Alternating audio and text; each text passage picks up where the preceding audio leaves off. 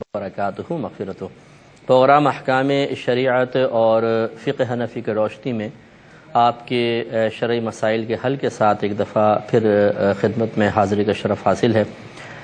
پچھلے پروگرام کا ایک کویسچن رہتا ہے، آپ کو معلوم ہے کہ ہم کسی ایک فقہی موضوع کا انتخاب کرتے ہیں، اس سے متعلقہ شرعی مسائل بیان کرتے ہیں جو یقیناً ایک نشست میں تو نہیں ہو پاتے، لیکن کئی پروگرامز میں وہ چلتے رہتے ہیں، تو آخر 4 5 6 پروگرامز میں اختتام ہو جاتا ہے۔ لیکن بھی پچھلے کئی پروگرام سے چونکہ سوالات کی کثرت تھی اور کافی سوالات جمع ہو جاتے تھے، تو اس لیے ہم نے بہتر محسوس کیا کہ زیادہ سے زیادہ کویسچنز لے کر ان کے آنسرز دیے جائیں، اور اس کے بعد انشاءاللہ ہم اپنے اسی موضوعاتی سلسلے کو پھر ضرور جاری و ساری کریں گے۔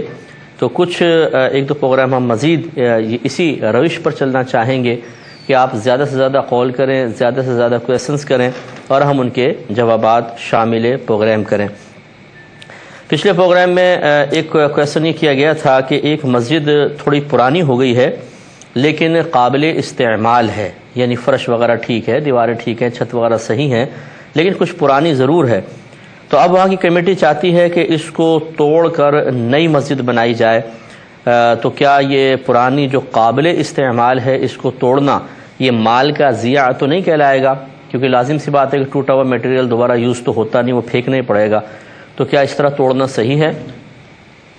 دیکھیں، مسئلہ یہ ہے کہ جب تک وہ اس قابل ہے کہ اس میں نماز آرام سے ادا ہو سکتی ہے، کوئی دقت نہیں ہوتی، اور اس کے کسی پر گرنے کا اندیشہ نہیں ہو، جیسے چھتیں پرانی ہو جاتی ہیں کثرت بارش کی وجہ سے، جو اندر کا سریہ وغیرہ ہوتا ہے گل جاتا ہے، تو پھر چھتیں گرنے کا اندیشہ ہو جاتا ہے۔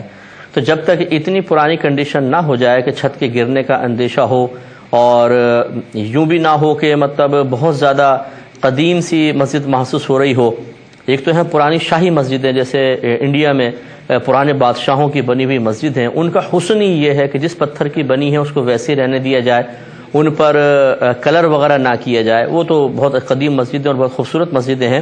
ہم جدید دور کے اعتبار سے کہہ رہے ہیں کہ رنگ اکھڑ گیا ہے، ٹائلیں ٹوٹی ہوئی ہیں، سوراخ ہو رہے ہیں، اس قسم کی اگر صورتحال نہیں ہے، ابھی ٹائلیں بھی نہیں ہیں، رنگ بھی صحیح ہے، تو اس کو قائم رکھا جائے جب تک کہ یہ کنڈیشن نہ آ جائے۔ وجہ اس کی یہ ہے کہ جو پہلے لوگوں نے پیسہ دیا تھا اپنے لیے ثواب جاریہ کی غرض سے دیا تھا، ابھی مسجد قابل استعمال ہے، آپ توڑ دیں گے تو گویا کہ ان کے ثواب کا سلسلہ بظاہر رک جائے گا۔ ویسے تو اللہ تعالیٰ جس کو چاہے قیامت تک ثواب عطا فرمائے، اور پھر نئے لوگوں کا پیسہ لگے گا ان کا ثواب۔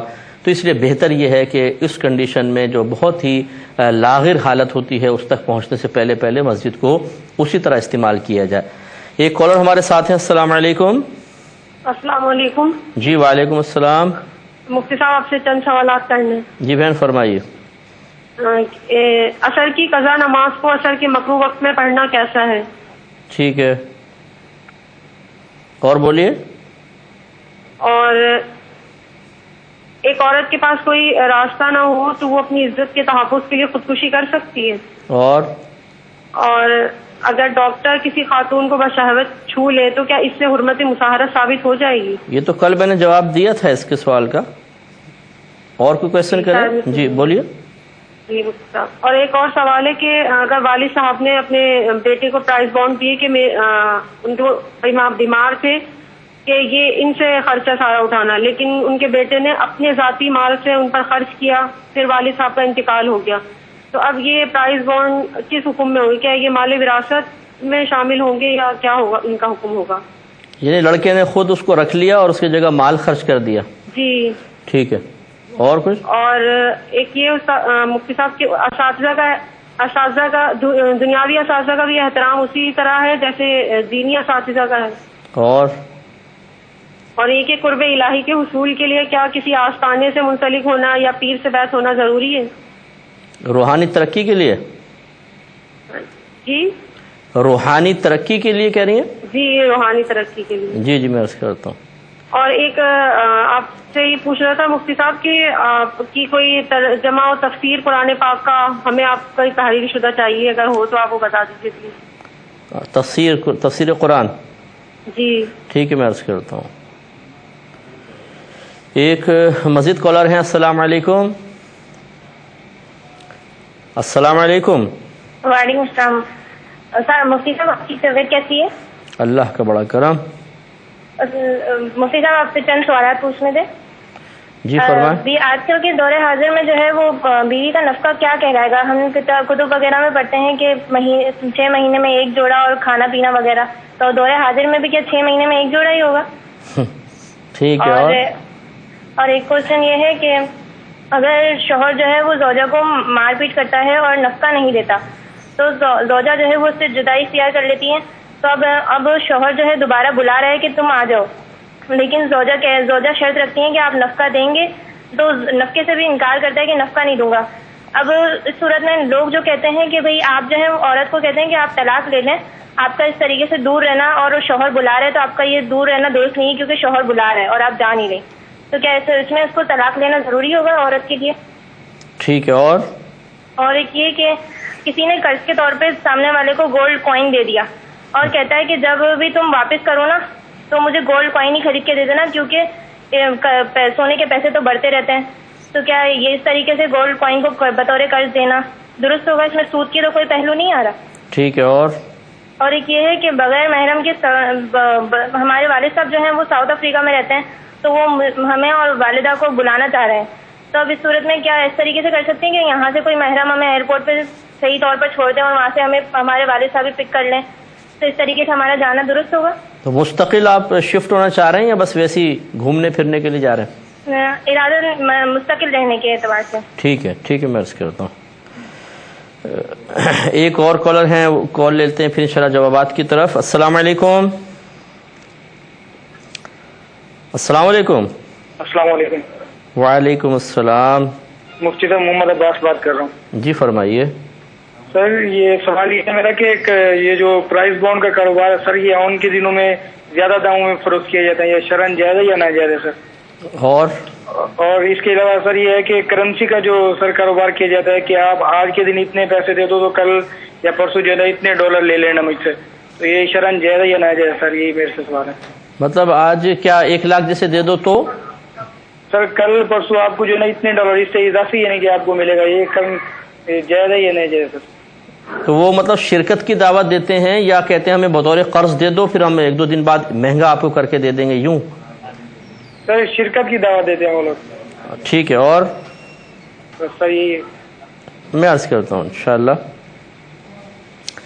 تو یہ جوابات کی طرف ہی آتے ہیں۔ تو ایک بہن نے پہلے کویسچن کیا ہے کہ اگر کسی کی پچھلے دن کی عصر کی نماز قضا ہو گئی تو اگلے دن کیا مکروہ وقت میں وہ نماز ادا کر سکتے ہیں؟ مکروہ وقت سے مراد عصر کا مکروہ وقت انہوں نے کہا جو سورج مکمل ڈوبنے سے 20 منٹ پہلے تک ہوتا ہے۔ یہ یوں سمجھ لیں عصر کے لاسٹ 20 منٹس جو ہیں وہ غروب آفتاب کہلاتے ہیں، اور اس میں یہ پوچھا گیا ہے کہ پچھلے دن کی قضا عصر کی جو تھی وہ اس میں پڑھ سکتے ہیں کہ نہیں۔ تو دیکھیں مسئلہ یہ ہوتا ہے کہ یہ 3 اوقات ایسے ہیں کہ نبی کریم صلی اللہ علیہ وسلم نے ان میں ہر قسم کی نماز کو پڑھنا منع فرمایا، چاہے وہ فرض ہو، واجب ہو، سنت ہو، نفل ہو، ادا ہو، قضا ہو۔ ایک طلوع آفتاب کا تصور یہ ہے کہ جب سورج کی پہلی کرن نکلے صبح کے ٹائم میں، اس سے لے کر اگلے 20 منٹ یہ طلوع آفتاب ہے۔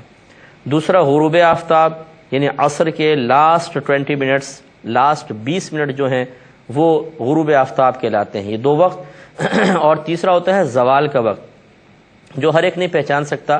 اس کے لیے آپ جو نمازوں کے اوقات کے کیلنڈرز وغیرہ آتے ہیں وہ اپنے پاس رکھ لیں، کوئی اچھے مستند کیلنڈر رکھ لیں، اور اس میں آپ دیکھیے گا تیسرے خانے میں لکھا ہوگا وقت زوال یا ضحوہ کبریٰ۔ یہ سمجھ لیں زوال کا وقت شروع ہو رہا ہے، اس میں شروع کا وقت لکھا ہوتا ہے، اور اگلے خانے میں لکھا ہوتا ہے وقت ظہر۔ یہ گویا کہ زوال کے وقت کی انتہا ہے، یہاں پہ آ کے ختم ہوتا ہے اور ظہر کا وقت شروع ہوتا ہے، کیونکہ جب زوال کا وقت ختم ہوتا ہے تو ظہر کا وقت شروع ہو جاتا ہے۔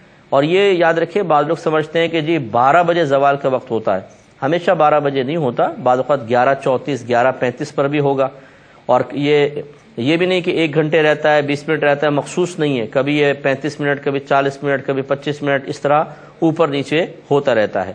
تو یہ آپ زوال کا وقت یہاں کیلنڈر سے ضرور دیکھیں گے، اور بلکہ آپ رکھ ہی لیں کہ نمازوں کے اوقات کیلنڈر، اس میں طلوع آفتاب بھی ہوتا ہے، غروب آفتاب بھی لکھا ہوتا ہے، اور زوال کے وقت بھی لکھا ہوتا ہے۔ ہاں یہ ضرور ہے کہ جہاں پہ طلوع آفتاب لکھا ہو وہ ٹائم سے اگلے 20 منٹ تک وہ ہے پورا طلوع آفتاب۔ جو غروب آفتاب کا وقت لکھا ہوا ہے اس سے 20 منٹ پہلے لے لیجئے گا، وہ لاسٹ 20 منٹس بنیں گے، اور بیچ میں زوال کا وقت۔ ان 3 اوقات میں جسے بتایا کہ ہر قسم کی نماز منع ہے، تو جس کا جواب بھی ہو گیا کہ اگر آپ نے سابقہ دن کی عصر کی قضا آج کے دن پڑھنی ہے تو اس مکروہ وقت میں نہیں پڑھ سکتے ہیں، شریعت نے منع کیا ہے۔ ہاں اگر آج کے دن کی عصر ہے، مثال کے طور پر مہمان گھر میں آ گئے تو عصر میں دیر ہو گئی اور لاسٹ 20 منٹ شروع ہو گئے ہیں، تو آج کی عصر اس میں آپ پڑھ لیں گے، وہ اجازت ہوگی، لیکن پچھلے دن کی قضا وغیرہ اس میں ادا نہیں کر سکتے، نہ کوئی اور نماز مطلب واجب یا نفل یا سنت نہیں پڑھ سکیں گے۔ آج کے دن کی عصر اس وقت میں بھی پڑھی جائے گی، یہ فرق ذہن میں رہے۔ ایک انہوں نے کہا کہ کیا عورت اپنی عزت کے تحفظ کے لیے خودکشی کر سکتی ہے؟ تو دیکھیں، ایک جان کا جانا یہ بھی بہت بڑا ضرر ہے، اور عزت کا جانا یہ بھی بہت بڑا ضرر ہے، لیکن قاعدہ قانون یہ ہوتا ہے کہ جب 2 ضرر جمع ہو جائیں تو بڑے ضرر کے بجائے چھوٹے ضرر کو اختیار کیا جائے۔ اب خودکشی کرنا بہت بڑا گناہ ہے، بہت ہی بڑا گناہ ہے، اور اس لیے سمجھ لیں کہ کسی کے قتل کے بعد، قتل ناحق کے بعد اپنے آپ کو مارنا یہ سب سے بڑا گناہ ہوتا ہے۔ یہ یوں کہہ لیں کہ شرک اور کفر کے بعد پھر کسی کو قتل کرنا اور اس کے بعد پھر اپنے آپ کو قتل کرنا یہ بڑے گناہوں میں شمار ہوتا ہے، لہٰذا اس میں بہت زیادہ ضرر ہے۔ اور یقینی سی بات ہے کہ عورت کی عزت بھی بہت امپورٹنٹ چیز ہے، لیکن اپنے آپ کو ہلاک کرنے کے مقابلے میں اس میں کم ضرر ہے، لہذا شریعت اس بات کی اجازت نہیں دے گی کہ وہ اپنے عزت کے تحفظ کے لیے بڑے ضرر کو اختیار کرے۔ اگر وہ ایسا کرے گی تو گناہگار ہوگی۔ وہ جس طرح ہو سکے اپنی عزت بچائے۔ ہاں اس عزت بچانے میں اگر وہ بالفرض سامنے والے کو قتل کر دیتی ہے تو یہ قتل کرنے پر گناہگار نہیں ہوگی، کیونکہ یہ اپنی عزت بچا رہی ہے، جان اور مال، عزت آبرو کے لیے اگر اس طریقے سے معاملہ ہو جاتا ہے اس کی حفاظت کی غرض سے تو اس میں شریعت نرمی رکھتی ہے، لیکن بہرحال یہ نہیں ہوگا کہ خودکشی کی اجازت دی جائے۔ ایک انہوں نے کہا کہ ایک والد صاحب تھے، انہوں نے اپنے بیٹے کو ایک پرائز بانڈ دیا، جیسے پیسے بھی دیتے ہیں خرچے کے لیے، تو پرائز بانڈ اس میں تھا کہ اس کو بھی خرچ کرنا اور گھر کا خرچہ چلا لینا۔ اس لڑکے نے وہ پرائز بانڈ رکھ لیا اور اس کی جگہ اپنے پاس سے پیسے ایڈ کر کے وہ گھر میں خرچ کر دیے۔ اب والد صاحب کا انتقال ہوا ہے تو کیا وہ پرائز بانڈ مال وراثت میں داخل ہوگا یا نہیں ہوگا؟ دیکھیں، اگر بیٹے نے اس کا متبادل خرچ کر دیا تھا تو گویا کہ اصل تو تھی رقم، خاص وہ پرائز بانڈ ہی کوئی مقصود نہیں تھا کہ والد صاحب نے مقید کیا تھا کہ پرائز بانڈ کی شکل میں ہی بیچنا اور پھر خرچہ چلانا، بلکہ اصل تو جتنے کا پرائز بانڈ تھا اتنی رقم گویا کہ بیٹے کے حوالے کی تھی کہ اس سے گھر کا خرچہ چلاؤ، اور وہ لڑکے نے ادا کر دی۔ تو اس لیے اس میں کوئی مسئلہ نہیں ہے کہ یہ پرائز بانڈ اس لڑکے کا ہی شمار ہو۔ اگر بالفرض والد کے انتقال کے بعد اس پر انعام نکلے گا تو پرائز بانڈ بھی اس بیٹے کا ہے اور انعام بھی خالصتاً اسی لڑکے کا کہلائے گا۔ یہ کہتی ہیں کیا دنیاوی جو اساتذہ کرام ہوتے ہیں ان کا ادب بھی اسی طرح ہوگا جیسے ایک دینی استاد کا ادب ہوتا ہے؟ دیکھیں، جس طریقے سے خالصتاً وہ علوم جو دین کی طرف منسوب کیے جاتے ہیں، میں پچھلے پروگرام میں کافی اس کی وضاحت کی تھی کہ بعض ایسے علوم ہیں جن کا تعلق ہماری عبادات سے ہے اور باہمی معاملات سے ہے، بعض علوم ایسے ہیں جو ہیں تو وہ بھی قرآن و حدیث سے ان کا ثبوت، لیکن وہ براہ راست ہمارے عبادات کے معاملات میں جو جرائم وغیرہ ہیں، گناہوں وغیرہ کے معاملات، یا آپس میں جو ہمارے شادی بیاہ اور طلاق وغیرہ یا تجارت ہے، شرکت ہے، مداربت ہے، اس میں اثر انداز نہیں ہوتے ہیں۔ تو چونکہ ان علوم کا دینی احکام سے زیادہ تعلق ہے اس لیے ان کو کہہ دیتے ہیں دینی علوم، اور ان کا اتنا براہ راست تعلق نہیں ہوتا اس لیے ان کو کہہ دیتے ہیں دنیاوی علوم۔ حالانکہ ہم نے سمجھایا تھا کہ اس طرف والے جو علوم ہیں یہ بھی اگر اچھی نیت کے ساتھ حاصل کیے جائیں کہ معرفت الہی کا حصول مقصود ہو تو یہ بھی دینی علم ہی کہلائے گا، لیکن یہ یقینی سی بات ہے کہ جو علم ہماری ہر طریقے سے شعبہ ہائے زندگی میں رہنمائی کر رہا ہو، ہمیں گائیڈ لائن فراہم کر رہا ہو، اس کی عظمت زیادہ ہوگی اور دوسرے کی اس کے مقابلے میں یقیناً کم ہوگی۔ اسی طریقے سے ان سے تعلق رکھنے والے ٹیچرز کا بھی معاملہ ہوگا کہ جو ان علوم سے تعلق رکھنے والا ہے دینی استاد، وہ زیادہ احترام کے قابل ہوگا، یہ ہوں گے احترام کے قابل لیکن ان کے مقابلے میں تھوڑا سا کم۔ کا ادب و احترام کیا جاتا ہے، دنیاوی استاد کا ادب و احترام بھی ویسے ہی کیا جائے گا۔ تو ہم نے آپ کو جواب دیا کہ چونکہ جو ہمارے ہاں علوم دینیہ خاص طور پہ کہلاتے ہیں وہ چونکہ اللہ تبارک و تعالیٰ کے ہم پر فرض یا واجب کردہ احکام کے سلسلے میں براہ راست سپورٹ فراہم کر رہے ہوتے ہیں، اس لحاظ سے ان کی امپورٹنس بہت زیادہ ہوتی ہے۔ دیگر جو دنیاوی علوم ہیں اگر اچھی نیت کے ساتھ سیکھے جائیں تو عین وہ بھی دینی علومی کہلائیں گے، لیکن چونکہ براہ راست ہماری زندگیوں پہ اثر انداز نہیں ہو رہے ہوتے یا مختلف شعبہ زندگی میں وہ ہمیں گائیڈ لائن فراہم نہیں کر رہے ہوتے، لہٰذا ان علوم کے مقابلے میں ان کی امپورٹنس تھوڑی سی کم ہوتی ہے۔ لیکن چونکہ ان علوم کا ثبوت بھی قرآن و حدیث سے، آپ اچھی طرح اٹھا کے پڑھ لیں، قرآن و حدیث سے ان کا ثبوت بھی ملے گا، لہٰذا کوئی اچھی نیت کے ساتھ ان علوم کو سیکھے گا تو یہ بھی باعث ثواب ہوں گے۔ لہٰذا اب ان سے چونکہ ان علوم کی امپورٹنس زیادہ ہے، ان کی کم ہے، تو جو ان سے وابستہ حضرات ہوں گے ان کا ادب اور احترام بھی اسی کے حساب سے ہوگا کہ دینی علوم کے اساتذہ کا زیادہ احترام ہوگا، دنیاوی علوم کے اساتذہ کا احترام ضرور ہوگا لیکن ان کے مقابلے میں تھوڑا سا کم ہوگا۔ اور آپ یہ ضرور دیکھیں گے کہ شاید ایک دینی استاد دنیاوی استاد کی اتنی تعظیم نہیں کر رہا ہوگا جتنا ایک دنیاوی استاد دینی استاد کی تعظیم کرے گا، علماء کی، مفتیان کرام کی۔ یہ ایک فطری تقاضا ہے کہ جو دنیاوی علوم سے وابستہ حضرات ہوتے ہیں وہ بھی اس کی چونکہ امپورٹنس کو سمجھتے ہیں، وہ خود ایسے علماء کو اور مفتیان کرام کو عزت دیتے ہیں، اگرچہ ان کی عزت بھی کسی لحاظ سے کم نہیں ہوتی ہے۔ خلاصہ کلام یہ ہے کہ آپ کو دنیاوی استاد کا بھی ادب اور احترام ضرور کرنا چاہیے، لیکن جب بات مقابلے کی آ جائے گی اور ایک دوسرے کے متوازن کھڑے ہوں گے تو یقینی سی بات ہے کہ دینی علوم سے تعلق رکھنے والے استاد کا مقام و مرتبہ اس کے مقابلے میں زیادہ ہوگا۔ ایک کالر ہمارے ساتھ ہیں، پہلے کال لیتے ہیں پھر جوابات۔ السلام علیکم۔ السلام علیکم مفتی صاحب۔ وعلیکم السلام۔ مفتی صاحب مجھے آپ سے کوشچن کرنا ہے۔ جی بولیے۔ کیا علم دین یا علم کے اعتبار سے کوئی بھی دینی کام فرض نماز کے بعد پڑھے جانے والے اوراد یعنی آیت الکرسی وغیرہ اور نماز کے بعد تسبیح فاطمہ یا دیگر اوراد وغیرہ سے بھی افضل ہے؟ ٹھیک ہے۔ اور پیری مریدی کا آغاز کب سے ہے اور کیوں ضروری ہے؟ کیا مرید ہونا اس چیز کو بھی کہہ سکتے ہیں کہ کسی عالم دین کو اپنا رہنما مقرر کر دیں؟ ٹھیک ہے، بس عالم دین کو رہنما مقرر کر لیں یوں؟ جی جی ٹھیک ہے، اور بس دعا میں یاد رکھے گا۔ جی میں عرض کرتا ہوں۔ ایک مزید کال لیں گے۔ السلام علیکم۔ وعلیکم السلام۔ جی سر میں کراچی سے بات کر رہی ہوں۔ بہت خوشی کی بات ہے، ارشاد فرمائے۔ 2 سوال ہیں۔ جی آپ 10 کریں۔ سر میرے بچے چھوٹے تھے تو مدرسے وغیرہ جاتے تھے اور نماز کے بھی پابند ہو گئے تھے، ابھی بڑے ہو کے نماز نہیں پڑھتے، تو ابھی یہ ماں کی تربیت میں آئے گا، گناہ گار بچے ہوئیں گے یا ماں ہوئیں گی؟ ٹھیک ہے۔ اور دوسرا یہ کہ ہم لوگ گاؤں جاتے ہیں تو ہمارے یہاں رواج ہے کہ چاچا زاد بھائی یا پھوپھی زاد بھائی سے ہاتھ ملانا ضروری ہے، اگر ہاتھ نہیں ملایا تو وہ کہیں گے کہ شاید اس کے ساتھ کرتا تو اس نے ہاتھ نہیں ملایا۔ کیا ہو گیا؟ کیا کہتے ہیں؟ مطلب ہاتھ ملانا ضروری ہوتا ہے رشتہ داروں سے۔ ہاں، لیکن اگر نہیں ہاتھ ملایا تو کیا کہتے ہیں؟ کہتے ہیں کہ شاید اس کے ساتھ اس کا چکر ہوگا نا، اس نے ہاتھ نہیں ملایا۔ استغفر اللہ۔ اچھا، تو ابھی کوئی دیندار نہ ملے کیسے جائے تو کیا کرے؟ آپ شرعی مسئلہ بتائیں۔ جی میں انشاءاللہ عرض کرتا ہوں، میں انشاءاللہ عرض کروں گا۔ ایک یہ کویشچن کیا گیا تھا کہ کیا کسی آستانے سے وابستگی یا کسی پیر صاحب کی بیعت کرنا روحانی ترقی کے لیے ضروری ہوتا ہے؟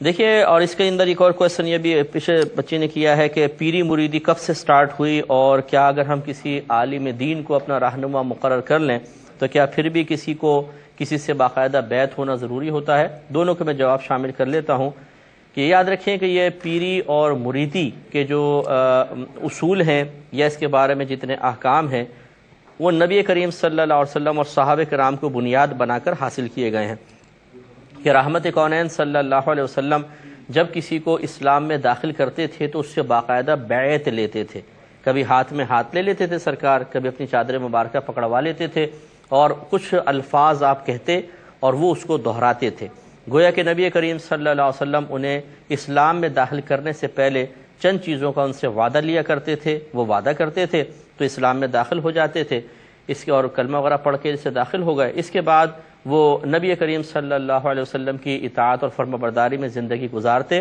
اور سرکار ان کی روحانی تربیت فرمایا کرتے تھے۔ تو یہ تو تھی سرکار نے جو بیعت فرمائی، یہ بیعت اسلام تھی۔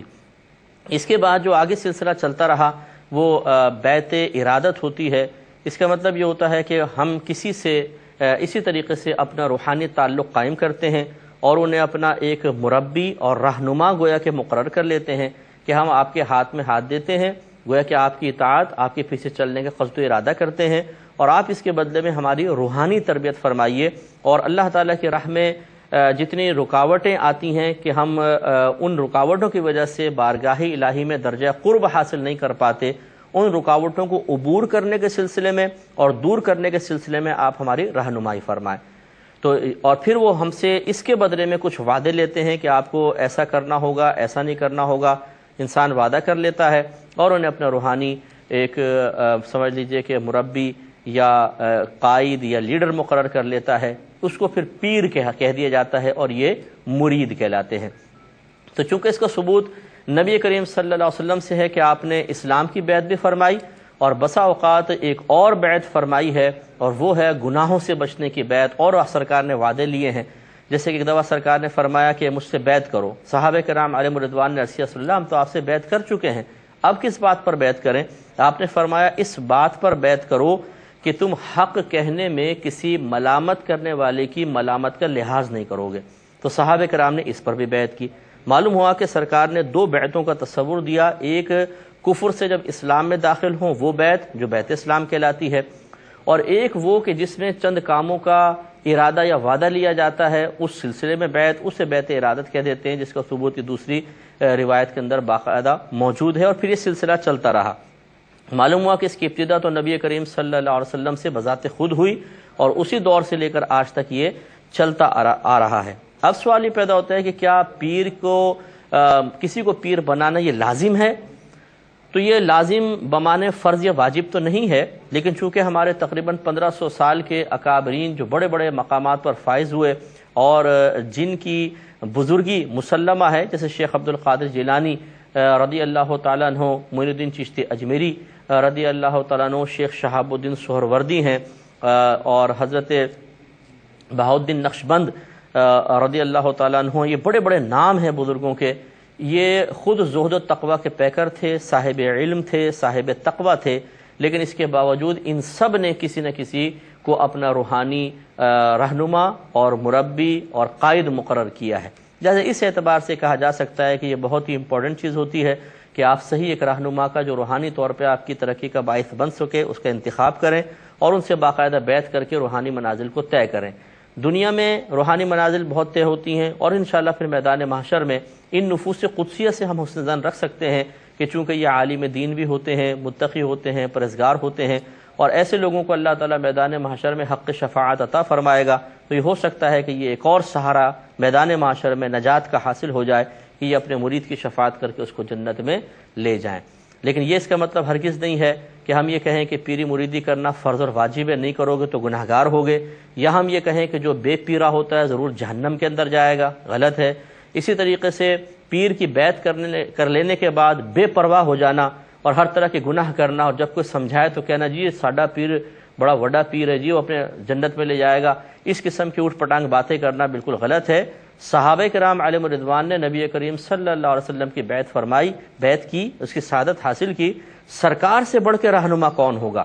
لیکن آپ یہ دیکھیں کہ صحابہ کرام علیہم الرضوان نے کبھی بھی ایسا کوئی جملہ نہیں کہا کہ اب تو سرکار کی بیعت کر لی اب تو سیدھے جنت میں جائیں گے، معاذ اللہ کوئی الٹا سیدھا کام کر لو، ایسا معاذ اللہ کبھی بھی نہیں ہوا، بلکہ انہوں نے بیعت کے بعد خوب سرکار کی اطاعت کی ہے، فرما برداری کی ہے، حتیٰ کہ آپ کے پردہ فرما جانے کے بعد بھی وہ اسی روش پر قائم رہے ہیں۔ تو ایسا کوئی پیر ہو کہ وہ مرید کو یہ کہے کہ چونکہ تم نے میرا دامن تھام لیا اب جو چاہے کرو، جنت میں جانے کی ذمہ داری اس فقیر پر ہے، یہ ڈبہ پیر ہے، جعلی ہے۔ اور اسی طریقے سے کوئی مرید اگر اپنے پیر پر نازاں ہو کر اپنے آپ کو گناہوں کے راستے پہ لگا دے اور دعویٰ یہ کرے کہ جی میرا پیر انشاءاللہ بخشوا کے لے جائے گا، یہ بھی سخت گرفت کا باعث بنے گا، یہ غلط ہے۔ لہٰذا اگر کوئی چاہے تو اچھا ہے، کوئی اچھے پیر طریقت دیکھیں۔ ضمن میں عرض کر دیتا ہوں کہ 4 صفات ایک پیر کے اندر ضرور ہونی چاہیے۔ نمبر 1، وہ صحیح العقیدہ ہوں، یعنی ان کا کوئی عقیدہ اسلامی بنیادی عقائد سے ٹکراتا ہوا نہ ہو، متصادم نہ ہو۔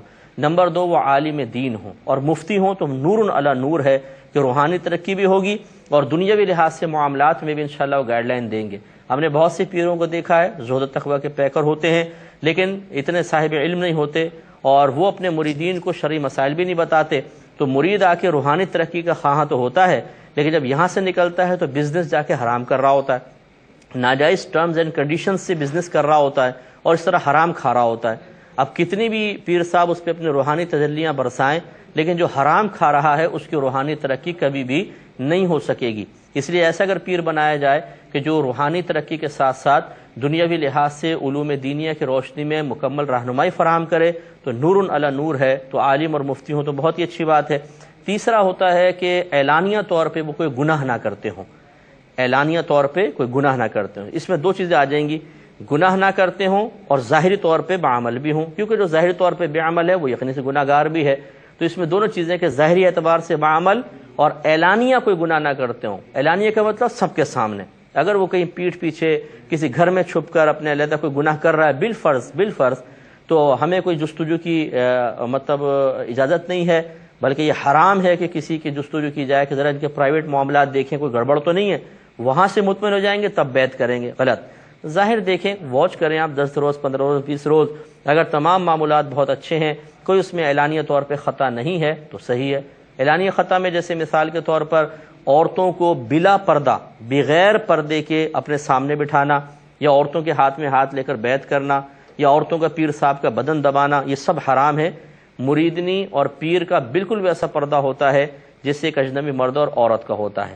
اسی طرح کا پیر صاحب گالیاں بک رہے ہیں گندی گندی سب کے سامنے اعلانیہ طور پر, تصاویر بڑی بڑی لگا رکھی ہیں, اور اسی طریقے سے چرس پیتا ہے کوئی پیر, یا نماز نہیں پڑھتا ہے اور کہتا یہ ہے مریدین کو کہ ہم روحانی نماز پڑھتے ہیں, ہم تمہارے سامنے بیٹھے ہوتے ہیں لیکن آنکھیں بند کرتے ہیں تو ہم مکے میں پہنچ کے نماز ادا کرتے ہیں.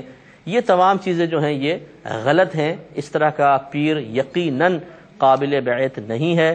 کوئی ناراض بھی نہ ہو, بہت سے لوگ اس طرح کے کچھ پیر حضرات سے وابستہ ہوتے ہیں, جب ہم ایسی تو کوئی بات کہتے ہیں تو وہ ہم پہ ناراض ہونے لگ جاتے ہیں, غصہ ہوتے ہیں, کبھی اظہار بھی کر دیتے ہیں, کبھی ہمارے سامنے نہیں کرتے دوسروں کے سامنے کرتے ہیں. تو میرے پیارے بھائی, کوئی ہمارا دوست نہیں ہے, کوئی ہمارا دشمن نہیں ہے. ہم ایک بات اگر کہہ رہے ہیں تو شریعت کے دائرے میں رہ کر کر رہے ہیں. ہاں, اگر ہم شرعی لحاظ سے غلط بات کر رہے ہیں تو آپ اپنے اندر اتنی اخلاقی جرت پیدا کریں کہ آپ ہمارے پاس آئیے اور ہمیں سمجھائیے کہ جی آپ نے جو بات کہی یہ غلط ہے, اس کا ثبوت یہ رہا قرآن و حدیث سے. لیکن اگر آپ قرآن و حدیث سے ثبوت لانے میں ناکام ہیں اور پھر آپ یہ سمجھیں کہ جو قرآن و حدیث کی بات کر رہا ہے وہ خاموش ہو جائے اور ہم اپنے نفسانی تقاضوں کے تحت جو رسومات رائج کریں وہ رائج ہو جائیں اور ان کو غلط بھی نہ کہا جائے, تو آئی ایم ویری سوری کہ ایسا نہیں ہو سکتا ہے. اللہ تعالیٰ ہر دور میں بے شمار ایسے لوگ پیدا کرتا رہے گا جو جرت مندی کے ساتھ باطل کے خلاف بات کرتے رہیں گے, چاہے ان کو قتل کر دیا جائے, چاہے ان کو مارا پیٹا جائے, چاہے ان کی غیبت چغلی کی جائے, چاہے ان کو برا کہا جائے, ان کی زبان کسی طریقے سے بند نہیں ہو سکے گی, کیونکہ اللہ نے ذمہ داری ان کو یہ دی ہوتی ہے کہ وہ حق کو حق کہیں اور ناحق کو ناحق کہیں. تو اس قسم کے پیر کی بیعت نہیں. چوتھا یہ کہ ان کا جو شجرہ شریف ہے وہ متصل ہو. اس پہ میں تھوڑا سا کلام شجرے کے بارے میں عرض کر دوں گا لیکن ایک مختصر سے بریک کے بعد. 4 شرائط ہوتی ہیں, جو ان شرائط کا جامع ہو اس سے بیعت ہو جائیں تو بہت اچھی بات ہے. نمبر 1 وہ صحیح العقیدہ ہوں. نمبر 2 عالم ہوں, اور اگر میں نے عرض کیا کہ صاحب علم ہونے کے ساتھ ساتھ اگر فتوے کی صلاحیت بھی ہو تو بہت ہی اچھی بات ہے. تیسرا ہے کہ وہ اعلانیہ طور پہ کوئی گناہ نہ کرتے ہوں, ظاہر ان کا بالکل باشرہ ہو. اور چوتھا جو ان کا شجرہ ہے وہ متصل ہو. یہ شجرہ ویسے درخت کو کہتے ہیں. ہوا یہ ہے کہ نبی کریم صلی اللہ علیہ وسلم نے جیسے کسی کو بیعت فرمائی, پھر اپنے صحابہ میں اشارتاً سرکار نے خلفاء مقرر کیے, انہوں نے آگے خلیفہ بنایا, انہوں نے آگے اس طرح طریقت کے سلسلہ چلتا رہا حتیٰ کہ ان پیر صاحب تک پہنچا. تو جو ان پیر صاحب کے پیر تھے, پھر ان کے پیر تھے, ان کے پیر تھے, یہ سلسلہ چلتے چلتے رحمت کونین صلی اللہ علیہ وسلم تک پہنچے, درمیان سے کوئی غائب نہ ہو. لیکن یہ ہر ایک نہیں پہچان سکتا ہے, تو وہی پہچان سکتے ہیں جن کو ان بزرگوں کی معرفت حاصل ہو. تو کم از کم پہلے 3 چیزیں ضرور چیک کی جائیں. آخری ایک بات جو بچی نے پوچھی تھی کہ اگر ہم بیعت کسی سے اس طرح بظاہر نہ کریں بلکہ کسی عالم دین کو اپنا رہنما مقرر کر لیں جو اچھے ہوں, بعمل ہوں, تو کیا کافی ہے؟ تو جی ہاں, میں نے پہلے عرض کیا کہ یہ اس طرح باقاعدہ کوئی بیعت کرنا کوئی فرضیہ واجب نہیں ہے. اگر آپ نہیں کرنا چاہتے, کوئی اچھے عالم دین ہیں, ان کا آپ کلام سنتے ہیں, ان کا بیان سنتے ہیں, ان سے اکتساب علم کرتے ہیں, تو یہ بھی کافی ہے. اس کو کوئی کسی نے منع نہیں کیا. اچھا, یہ جو کہا جاتا ہے کہ جس کا کوئی پیر نہیں ہے اس کا پیر شیطان ہے, یہ بعض اکابرین نے جملہ ضرور لکھا ہے, لیکن اس کا مطلب ہرگز یہ نہیں ہے کہ جو کسی کو پیر نہیں بنائے گا اس کا پیر شیطان ہوگا اور جس کا پیر شیطان ہے وہ جہنم میں جائے گا. یہ نتیجہ مرتب کرنا بالکل غلط ہے. میں تو اکثر دائرہ ادب میں رہ کر یہ ایک معتدلانہ کلام ضرور کرتا ہوں کہ یہ بتائیے کہ اگر کوئی مسلمان ہے، صحیح العقیدہ ہے اور کسی پیر صاحب کی بیعت نہیں کرتا، جب یہ میدان محشر میں آئے گا، اگر اس کو شفاعت کی ضرورت ہوگی تو کون اس کی شفاعت کرے گا؟ جواب ملتا ہے جی رحمت کونین صلی اللہ علیہ وسلم سرکار شفاعت کریں گے. جس کا کوئی نہیں ہوگا ہمارے آقا صلی اللہ علیہ وسلم اس کی شفاعت کریں گے. تو بتائیے جس نے بیعت نہیں کی اس کی شفاعت تو سرکار فرما رہے. تو پھر یہ معاذ اللہ یہ کہنا کہ جی جو بیعت نہیں ہوگا اس کا پیر شیطان ہے اور اس سے عوام کا یہ نتیجہ مرتب کرنا، اگرچہ خواص یہ نہیں کہتے، عوام کی بات کر رہا ہوں، عوام یہ نتیجہ مرتب کرتے ہیں کہ بس جب پیر شیطان ہو گیا تو شیطان تو جہنم میں لے کے جائے گا. ایسا نہیں ہے بھائی. یہ نہیں ہے کہ جنہوں نے بیعت نہیں کی سب کے سب جہنم کے اندر جائیں گے اور جو بیعت کرنے والے ہیں سب کے سب جنت میں جائیں گے. جو بیعت کرنے کے بعد کمالات کر رہے ہیں وہ میں بھی جانتا ہوں اچھی طریقے سے، اسی دور میں رہتا ہوں کہ کس قسم کے وہ مریدین کمالات کر رہے ہوتے ہیں. یہ بچ کے میدان معاشر سے نکل جائیں تو بڑی بات ہے. تو یہ بالکل غلط چیز ہے کہ پیر بنانے کے بعد جرأت مند ہو کے گناہ کرنا یا جو پیر نہ بنائے اس کو جہنمی قرار دینا بالکل غلط ہے. ایسا نہیں ہونا چاہیے. امید ہے کہ تمام تفصیل سے آپ اچھی طرح بات سمجھ گئے ہوں گے. یہ کہ کہتے ہیں کہ دور حاضر میں بیوی کا نان نفقہ شوہر پہ کتنا لازم ہوتا ہے. کوئی شاید بچی کوئی عالمہ ہے یا کوئی طالبہ ہوں گی تو یہ کہہ رہی ہیں کہ جیسے کہ فقہ کی کتابوں میں لکھا ہے کہ بیوی کو 6 مہینے میں ایک جوڑا بنا کر دینا شوہر پر لازم ہوتا ہے. کیا آج کل بھی ایسی صورتحال ہوگی؟ دیکھیں مسئلہ یہ ہے کہ نفقے کا دار و مدار حقیقتاً عرف پر ہوتا ہے. شریعت نے باقاعدہ یعنی قرآن حدیث نے باقاعدہ کوئی مقدار مقرر نہیں کر دی ہے بلکہ اس کو معروف چھوڑ دیا ہے کہ عرف پر جیسا عرف ہے نان نفقے کا ویسا دے. تو اس سے پھر نتیجہ نکال کے فقہاء نے ضرور اس قسم کی مقداریں مقرر کی ہیں. لیکن خلاصہ کلام اس کا یہی ہے کہ آپ یہ دیکھیں کہ اگر ایک عورت کی ایک مرد کے ساتھ شادی ہوتی ہے تو جیسا ان کا مطلب لائف اسٹائل ہے یا ان کا اسٹینڈرڈ کہہ لیں، بعض ہائی اسٹینڈرڈ کے ہوتے ہیں، بعض مڈل کے ہوتے ہیں، بعض لو اسٹینڈرڈ کے ہوتے ہیں. تو جیسا خاندان میں شادی ہے اس قسم کے خاندان میں جو نان نفقہ جو اخراجات عورتوں کو دیے جاتے ہیں اور موجودہ دور کے تقاضے کے مطابق اتنا شوہر پر لازم کیا جائے گا جو بیجا بھی نہ ہو. دیکھیں اصل تو میں یہ عرض کر دوں کہ نان نفقے کا اطلاق 3 چیزوں پر ہوتا ہے. یعنی 3 چیزوں کو نان نفقہ کہا جاتا ہے. نمبر 1 رہائش، نمبر 2 لباس، نمبر 3 کھانا پینا. یہ 3 چیزیں شوہر پہ واجب ہیں کہ اپنی بیوی کو دے. اب کیسا مکان دینا ہے، کیسا لباس دینا ہے، کیسا کھانا پینا دینا ہے، قرآن یا حدیث نے براہ راست کوئی مقدار، کوئی کوالٹی، کوئی معیار مقرر نہیں کیا ہے. یہ سب پھر عرف پر ہوگا. تو جیسے ایک عام آدمی اپنی زوجہ کو رہائش دیتا ہے ویسے اس کو رہائش دینی چاہیے. جیسے ایک عام آدمی اپنی زوجہ کو کپڑے وغیرہ دیتا ہے اتنے کپڑے، اور اسی طریقے سے کھانا پینا جیسا ایک اوسط درجے کا یا اعلیٰ درجے کا کھایا جاتا ہے، جیسا ان کا اسٹینڈرڈ ہو ویسا اس کو کھانا وغیرہ دینا ضروری ہوگا. اس میں لمبی تفصیل ہے بہت بڑی، نان نفقے کا میں نے پورا بیان کیا تھا، لیکن یہ اس کا خلاصہ ہے کہ عرف پر یہ محمول ہوگا. لہٰذا بہتر یہ ہے کہ جو بھی نان نفقے کے بارے میں معلوم کرے اپنا تمام معاملات ذکر کر کے کہ میں اتنا کماتا ہوں، اس طرح خاندان سے تعلق ہے، اس طرح ہمارے خاندان میں اکثر ہوتا ہے اور یہ ہمارا علاقہ ہے. پھر کسی سے فتویٰ لے لیں تاکہ وہ مفتی صاحب اچھی طرح ان کے تمام چیزوں کا جائزہ لے کے ان کو بتا سکیں کہ کم از کم یہ مقدار تو آپ کو دینی ہوگی. یہ اس لیے بھی فائدہ مند ہے کہ بعض اوقات عورت کہتی ہے کہ جی مجھے تو بہت سارے جوڑے بنا کر دو. کیوں؟ یہ ابھی سالگرہ آ رہی ہے اس میں جوڑا بنا کر دو، پھر وہ فلاں کی شادی آ رہی ہے اس میں بناؤ، پھر فلاں کی جو ہے وہ کوئی باہر سے آ رہا ہے اس میں بھی ایک نیا جوڑا چاہیے. اور وہ کہتی ہے نان نفقے میں تو جوڑا بھی شامل ہے، جوڑے بناتے جاؤ. اور شوہر بیچارہ اس کو جوڑے پہناتا جا رہا ہے، اپنے جوڑے اترتے جا رہے ہیں اس کے کہ وہ پرانے ہو کے بیچارہ وہ کیا کرے، وہ کیسے اپنا بنائے.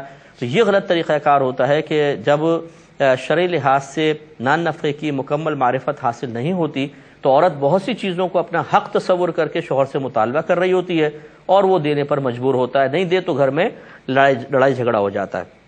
اس پہ تھوڑی سی توجہ ضرور کی جائے. ایک ہی کہتے ہیں ایک شوہر ہے وہ بیوی کو بہت مارتا ہے، پیٹتا ہے اور نان نفقہ بالکل بھی نہیں دیتا. اب وہ عورت ناراض ہو کے میکے چلی گئی ہے تو اب شوہر اس کو بلا رہا ہے کہ گھر پر آ جاؤ. عورت پوچھتی ہے کہ کیا نان نفقہ دو گے؟ تو کہتا ہے کہ نان نفقہ تو میں نہیں دوں گا. تو لوگ اس عورت کو یہ مشورہ دے رہے ہیں کہ اس شوہر سے طلاق ہی لے لو کیونکہ نان نفقہ وغیرہ تو دے نہیں رہا. تو کیا اس کو بنیاد بنا کر عورت کا میکے میں ٹھہرے رہنا، شوہر کی بات مان کے نہ جانا اور طلاق کا مطالبہ کرنا شرعی لحاظ سے عورت کے لیے جائز ہے یا نہیں ہے؟ اس کا اجمالی جواب تو یہ ہے کہ بالکل عورت کا یہ فعل جائز ہے، اس لیے کہ عورت کا حق ہے کہ شوہر اس کو نان نفقہ دے۔ اگر وہ نہیں دیتا تو عورت اپنے آپ کو بالکل روک سکتی ہے اور اس روکنے کی وجہ سے وہ نافرمان یا گناہ گار نہیں کہلائے گی۔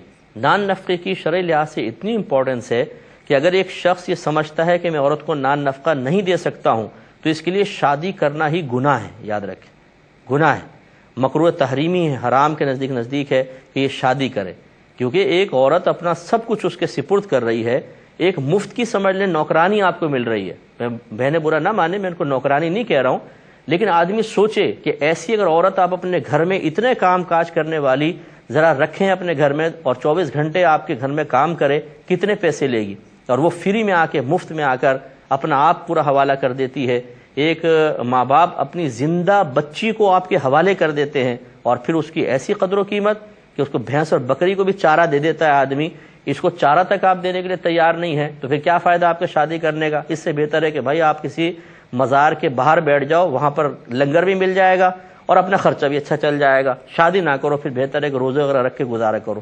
شادی کا شوق ہے تو پھر دوسری کی بچی کا خیال بھی کریں آپ، یہ شریعت نے لازم کیا ہے، تو لڑکی کا یہ عمل بالکل درست ہے۔ دوسرا، مطالبہ طلاق، یہ ایک بالکل صحیح عذر ہے کہ اگر شوہر نان نفقہ نہیں دے رہا اور بچی اس کی وجہ سے شدید مشکلات کا شکار ہے، وہ کیسے اپنے کپڑے بنائے، کیسے وہ علاج معالجہ کرے اور کس طریقے سے وہ اپنے گھر بار کو چلائے؟